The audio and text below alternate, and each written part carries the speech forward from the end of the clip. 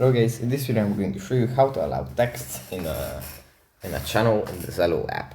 But before that, don't forget to subscribe and leave a comment down below, because at 10,000 subscribers I'm going to show you my whole YouTube revenue statistics and growth strategy. So without further ado, let's just jump right into it. First you have to open up the Zello app. Here it opens up in the contacts list. From here we just go into channels, tap on a channel, then tap on the settings button in the bottom right corner, and then tap on allow channel texts here on the toggle list, and then we can just select whether we want to have text in the channel or no, like this. You can only set this if you are the owner of the chat, but yeah, that's pretty much it for this video. Hope it was helpful for you guys, and we'll see you in the next one.